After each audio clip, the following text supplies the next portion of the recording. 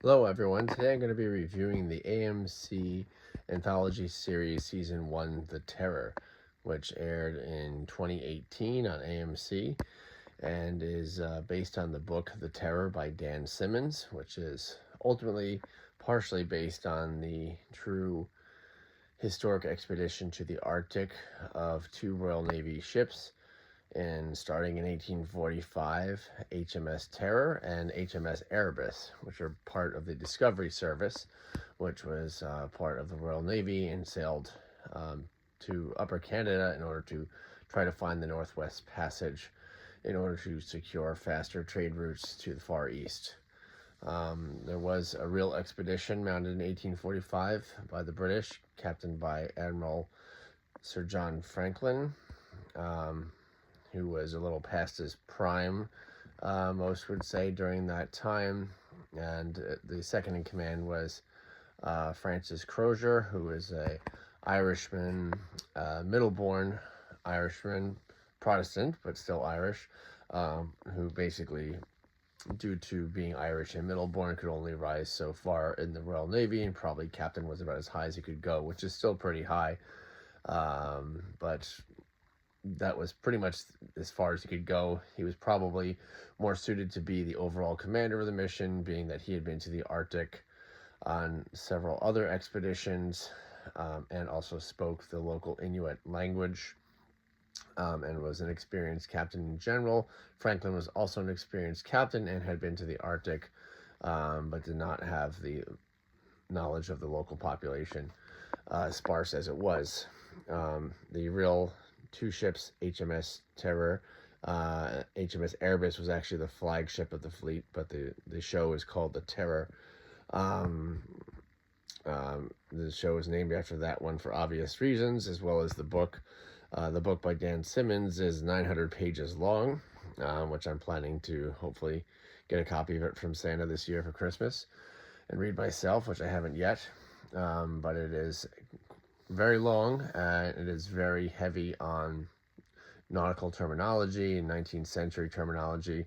Some have likened the show, The Terror, to basically a combination of Master and Commander and The Thing, or even Master and Commander and Predator. And the reason is because besides the true events of the story, which are known or surmised from what we know happened to the expedition, there's also a totally fictional but spliced in supernatural element of a supernatural polar bear type monster that is stalking and hunting the crews of the ships after they become stranded on the polar ice, and eventually are forced to try to walk out in an 800-mile journey through King William Island, which was at the time called King William Land because they did not know it was an island. It's a 10-part miniseries that follows the 130 or so crew members of the two ships, focusing mainly on the officers, but not entirely. One of the commander of the Terror is Francis Crozier, the Irishman who I spoke about earlier. He's played by Jared Harris. He ultimately becomes the main protagonist of the show. And Sir John Franklin is the overall command, who's shown as a likable, if overly optimistic, commander who basically was very pious, and basically his philosophy was that God will find a way for his crew, no matter what terrible stuff befell them. Basically, we're not going to turn back no matter what type of attitude, but in a friendly, amicable way, not really in a tyrannical way. But he is also assisted by James Fitzjames, who's captain of the Erebus, who's third in command overall, who is portrayed as originally more as a traditional upper crust English officer, somewhat pompous, who's resting on his laurels of some combat where he was wounded earlier in his career in the British Opium War in China. So he's portrayed as the typical pompous British officer in a sense, and Crozier is a bit of not an everyman, but the super competent character you're supposed to root for, but he's also flawed himself, and he's a bit of a tyrant in terms of discipline himself, and also a severe alcoholic.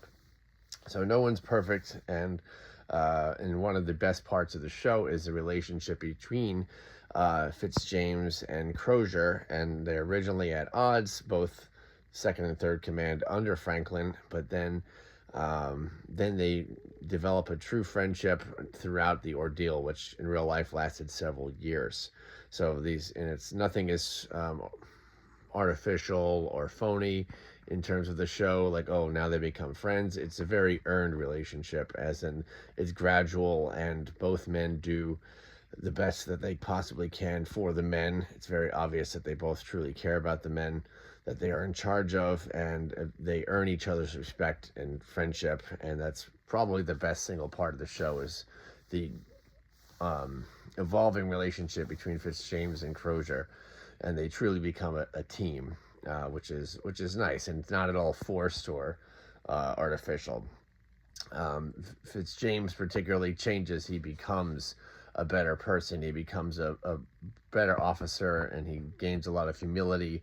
And Francis also changes. He basically cures himself of alcoholism by locking himself into his room for a period of time without drink, and goes through the shakes and the DTs and all that, and eventually emerges from it a fully capable commander, as he needed to be at the time.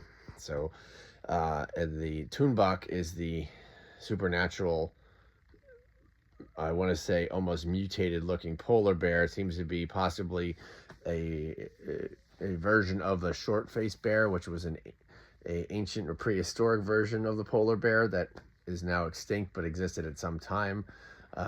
It's a frightening, almost humanoid looking bear that seems to have human intelligence, and methodically hunts the crew, and also hunts the animals in the area, providing the crew with no animals to hunt for food. The biggest obstacle besides the polar bear, probably even worse than the polar bear, are the elements themselves, the sub-zero temperatures, and being stuck in the ice pack for over a year at one point. Plus, there is the added problem of the food that was brought along with the crew. Much of their food was canned, tin cans, which was a new technology at the time. And then eventually they learn that much of the food was spoiled, or even some of the cans were partially empty or partially filled with rocks, as in they were not properly provided with as much food as they thought they were, and much of the food they were given was rotten. Worse than that, they eventually figure out that the food that they do have, even the food that's not rotten, is probably contaminated with lead poisoning, because of the way that they soldered cans shut back then. It led to the possibility of lead poisoning, which was definitely affecting the crew.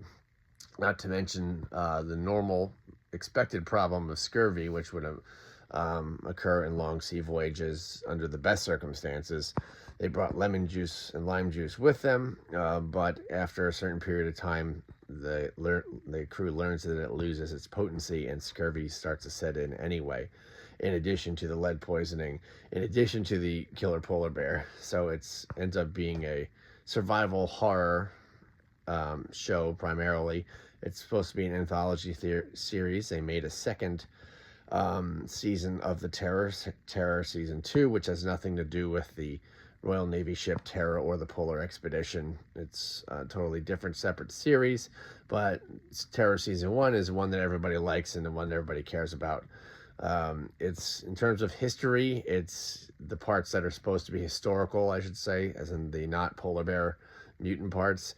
In terms of history, it's great. I would say it's a 10 out of 10 in terms of the costumes and the ship itself and the languages, or the language that the crew speaks in. It's Victorian, early to mid-Victorian times. They explore the class dichotomy between the officers and the enlisted men, and even amongst the officers, the different levels of aristocrat and background that does matter. a great deal during that time. The crew attends regular religious services. The captain, the admiral, I should say, Franklin, was very religious, and a teetotaler. I believe he was a Methodist, and he does basically preach sermons to the crew, which is very different than you would expect in a modern military Navy ship. But that is the way it was in the 19th century, both in England and in the U.S. in general. So it's true to historical accuracy.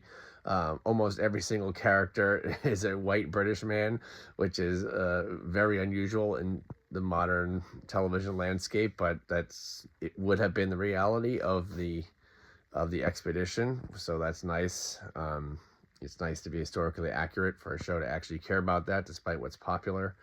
The only exceptions really are the several Inuit characters, particularly Lady Silence, who is a Inuit or Eskimo woman who seems to not to control the Tunvok, the mythical polar bear, but essentially try to control it, try to keep it in a certain area and keep it from attacking at least the Eskimos, which it seems like in the past it would also attack Eskimos, and they seem to have it under a limited spell, limited control. The Tunvok seems to be acting on its own accord, wanting to eliminate the British sailors, and nothing is explained, but it's implied that it wants to restore the balance to the Arctic. So the show is very clever and smart. It doesn't over-explain things.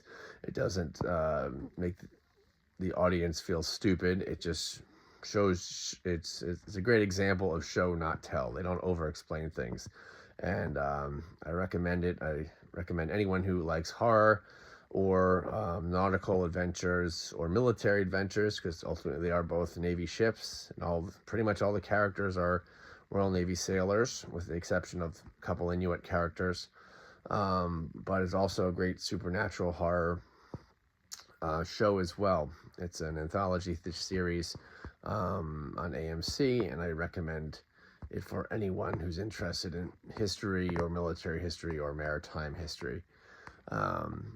It explores a lot of ideas about isolation and disease, and it reminds me of The Thing in a lot of ways, in terms of the crew. Not quite, well, eventually some of them turning on each other for different reasons. I don't want to give away too much, but the history part is great, and the part that is fiction is very interesting, and I recommend it. So thanks for watching, and check out The Terror on AMC. Bye for now.